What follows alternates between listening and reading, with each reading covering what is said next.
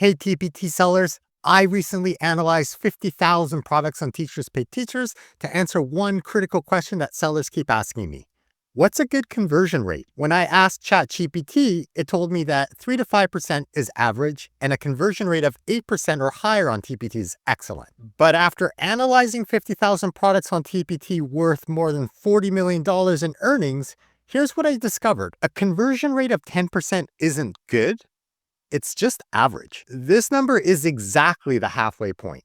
This means half of all the products on TPT have a better conversion rate and half are worse. Hi, my name is Mike Fichigami, and I'm the host of the SEO Tpreneur YouTube community. In this video, we're going to completely rethink how we measure our product success on TPT. First, I'll walk through exactly how to figure out the good conversion rate for your specific products using a simple 3-click process. You no longer have to guess or use vague benchmarks. Second, I'll show you why a single number for that good conversion rate can be misleading. There's no single good conversion rate that applies to all products. Instead, I'll show you what you should be looking for based on your product's data. Finally, I'll show you the exact method that I use with clients to break down conversion rate into 2 hidden components: preview rate and preview effectiveness. I'll walk you through how to figure out which one is dragging down your sales, and make sure to watch to the very end because I'll show you how conversion rates change in your store based on your product's price point. And if you know this simple fact, you can focus on the products that skyrocket your earnings. First, let's start with a free 3-click diagnostic tool that I just made. Imagine you just launched a brand new product, it's had a couple of page views, and you've made your first couple of sales. Is it doing well? Do you have a good conversion rate? Let's use my new interactive diagnostic tool to quickly figure this out. The link is in the video description. Just type in a name so the tool can remember where you leave off. The first page has information about how to get your product stats. I'm going to skip this part for now because we already know this is a brand new product that has a couple of page views and a few sales. So the first click is easy. You click on that big blue button labeled Next to start the tool. Right away, the dashboard shows you a big bold number. The overall average conversion rate for more than 50,000 products is 9.9%. This data comes from TPT sellers who use the self-serve data tool website. The numbers are anonymous and aggregated so we can learn about trends in TPT land. But here's the catch. That average conversion rate of 9.9% doesn't tell us the whole story. It's just a general benchmark that lumps in every type of product together, no matter how many page views or how much money they've made. So we click again.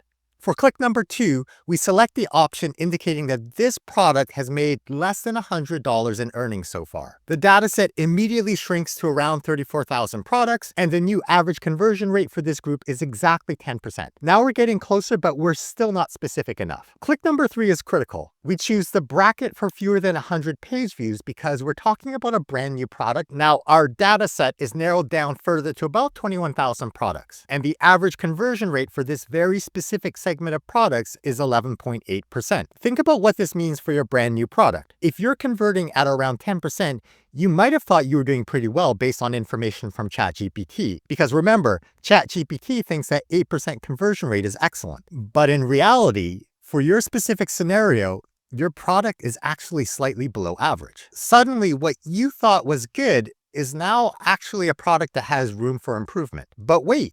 What if your product had significantly more page views? Let's rerun the scenario quickly. Earlier, we saw that 10% is the average conversion rate based on 50,000 products. Average isn't good.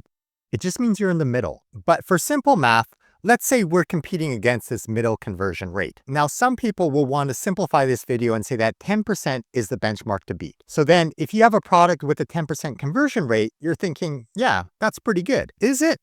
It really depends on how much your product has made and how many page views you've had. Let's start over. Pretend I have 2 products from my store that have both made around $500. Both of these products have a 10% conversion rate, but they're performing very differently. The first product has fewer than 100 page views. The data shows clearly that the average conversion rate for this particular scenario is actually 16.8%. In this case, my 10% product is underperforming and needs some serious work. However, my second product also has a 10% conversion rate, but this product has over 1,000 page views. The average conversion rate for this scenario drops dramatically to 6.8%, meaning that this product is outperforming the average. Without understanding this context, I might have wasted precious time trying to optimize a product that was already doing really well. So that's the problem with using a single platform-wide conversion benchmark. It can mislead us into thinking that a product is doing well when it's not, or vice versa. Context is crucial, and context means you're considering both your earnings and your traffic. So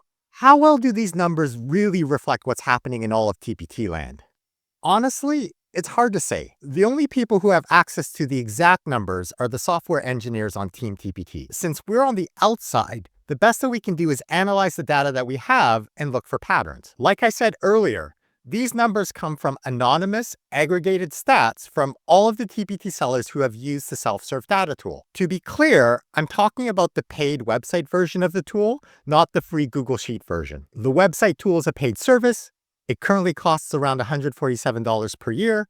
So right away, we've only collected data from serious TPT sellers who actively invest in their TPT business. The final averages only include products that have made at least one sale. If we included resources with 0 sales, then there would naturally be a lot of 0% conversion rates that would pull down the average. By the way, this data includes products that were published this year, as well as products that were published 16 years ago. So we have a wide range of data. Now let's talk about how you can actually use this knowledge practically. When we talk about conversion rate, most TPT sellers don't realize that preview rate times preview effectiveness is conversion rate. Your preview rate is the percentage of teachers who land on your product page and look at your product PDF. Your preview effectiveness is the percentage of people who look at your preview PDF and then go on to purchase it. So if we want to improve our conversion rate, we can look at our preview rate and our preview effectiveness and see which one is underperforming. And then we fix that leaking bucket. I'm going to use my growth mindset mega bundle as an example. I want to improve this resource because I know it sells well in August, which is next month. If you're not sure how to figure out which products will sell well in a specific month, I have a resource that will do that for you. Check out the link in the YouTube video description. On the TPT dashboard, I'm going to change the date range to all time and then select this growth mindset product. I can see that my total earnings is around 18,000. If I switch the metric to page views, I can see this resource has around 20,000 page views. And if I switch the metric to conversions, I can see it's low at 1.9%. Well, how do I compare against other TPT products? I'm going to go to the good conversion rate tool to get the benchmarks. I can see that for a product that has made over $1,000 and has over 1,000 views, I should be at an 8.9 conversion rate. So I know I need to fix this product, but where do I start? Well, I need to figure out if my preview rate or my preview effectiveness is worse. I could do this on a calculator, but I'm going to use the self-serve data tool. You can use either the free Google Sheet version or the website version. I'm going to use the website version. I'm going to select my growth mindset mega bundle, and then I'm going to look at the lifetime stats for that product. I can see that my preview rate is 6.8% and my preview effectiveness is 27.8%. Because my preview rate is worse than my preview effectiveness, the system is telling me to fix page. And that will help get more people who land on my product page looking at the preview. And this helps move people down the sales funnel. But I know I've worked on this product, so I want to see how it's doing in the past year. Now remember, this website is do-it-yourself. The tool works because I've uploaded product stats CSV files for different dates so it can calculate recent stats. I'm going to click on last 365 days. I can see my conversion rate is a little higher at 2.7%, with my preview rate being up at 26.4%, but my preview effectiveness being lower at 10%. So based on this past year, the system suggests that I should fix the preview. And if I change the time period to the last 90 days to see how it's doing, I can see that my conversion rate is 5.5%, with my preview rate at 43.8% versus my preview effectiveness of 13%. So my preview effectiveness is still the weakest spot where I'm leaking the most water, and that's why the system will continue to suggest that I fix the preview. This precise diagnostic approach saves me from just making random guesses. It helps me to fix the right part of the funnel every time. So far, we've looked at how average conversion rates change depending on the number of page views and the total earnings. TPT recently added some enhanced data features on the dashboard. So I'm going to show you a very cool trick on how to use these features. And I'll show you how to do something that no third-party data tool can do. Let's wrap up with one final critical insight. The price of your product significantly affects the conversion rate. For example, in my store, Products priced under $1 have an average conversion rate of about 9.7%. Products priced from $1 to $3 have an average 4.7%. Products that go from $3 to $5 have an average of 4.6%. And products priced from $5 to $10 jump up to a 7.1% conversion rate. In my store, products from $10 to $25 have an average conversion rate of 3.5%. And finally, products over $25 have the lowest conversion rate at 2.3%. I show you this because generally speaking, lower priced products have a higher conversion rate. Here's how you can figure out the conversion rate for your price tiers in your store. Go to the TPT dashboard and change the metric to conversion. Then change the date range to the last 365 days and click Update. Make sure to click Update or the magic doesn't happen. Next, turn off the comparison period for your entire store to get rid of some distracting noise, and you can see the average conversion rate for your store. Mine is 2.9%. The default view on the graph is to show data by day.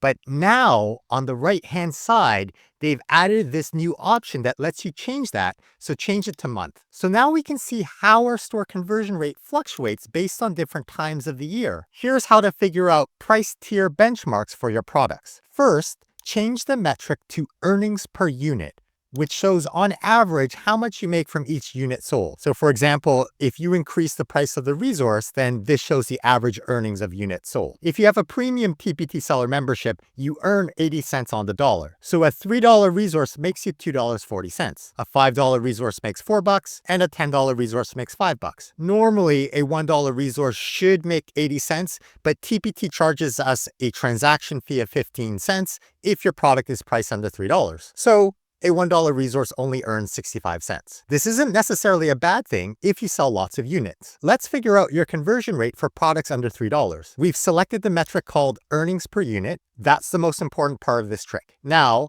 click on the products dropdown and click deselect all. Then click products that have earned a few cents to $2.40.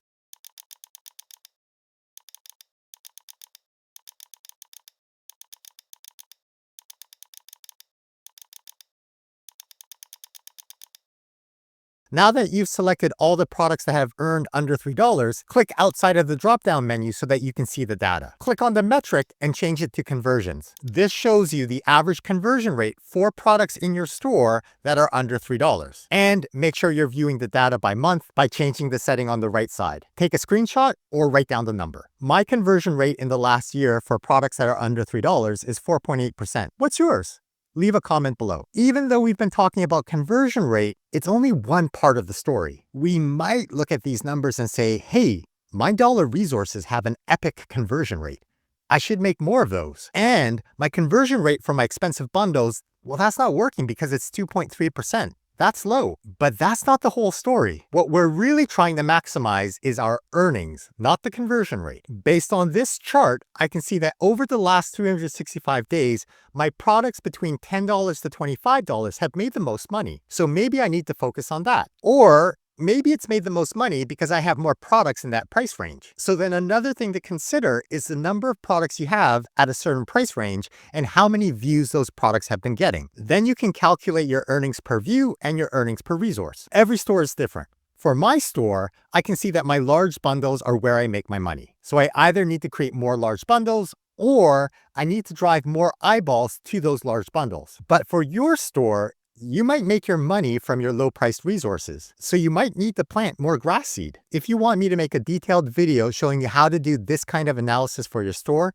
please leave a comment. Here's the bottom line. I think we need to stop thinking that there's only one magical good conversion rate that we all need to achieve. A good conversion rate on TPT depends on how many views your product has, the lifetime earnings of that resource, and the price of the resource. So the next time people start talking about what's a good conversion rate, please share a link to this video. It'll show them how to use that 3-click tool to figure out what's a good conversion rate for their specific product. And then they can use the self-serve data tool, either the free Google Sheets version or the more comprehensive website version. Both versions calculate the preview rate and the preview effectiveness. And that lets us figure out where we're leaking water in the sales funnel. Please like the video. It lets me know that I should make more content like this to help you out. And I'll see you next time. Bye-bye now.